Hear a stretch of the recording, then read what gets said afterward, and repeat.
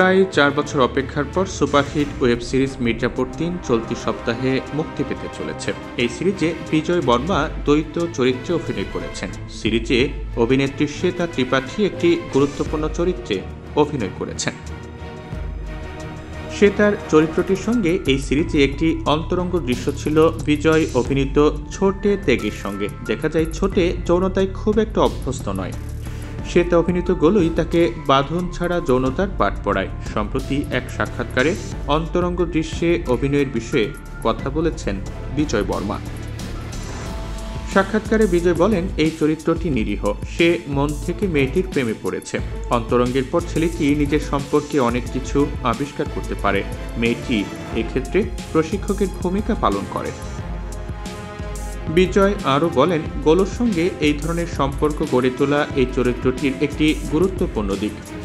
গোলুকে দেখে কিন্তু খুব সাদামাথা মিষ্টি মেয়ে মনে হয়, কিন্তু সিরিজে গোলুর প্রথম দৃশ্যটি অনেকেই ভুলে গিয়েছেন, যেখানে পাঠাগারে বসে গোলু একটি ইরোটিকা পড়ছিল। বিজয় মনে করেন, বাস্তবেও মানুষ সঙ্গীত থেকে অনেক কিছু শেখে। তার কথায়, বাস্তবেও আমরা সঙ্গীত থেকে অনেক কিছু শিখি, বিশেষ করে যৌনতার ক্ষেত্রে। কেউ একা নিজেকে আবিষ্কার করতে পারে না। সঠিক রসায়ন তৈরি হলে একজন তরুণ থেকে পুরুষ হয়ে ওঠে।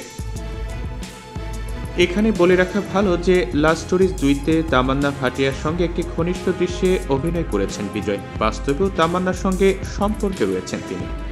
আলী ফজল, পঙ্কজ ত্রিপাঠী, রসিকা দুগ্গাল, শ্বেতা ত্রিপাঠী, বিজয় ভার্মা অভিনীত গ্যাংস্টার করোনা সিরিজটি গুরমিত সিং পরিচালিত এবং বছরের সবচেয়ে বড় সিরিজের তালিকায় একটি বলা চলে।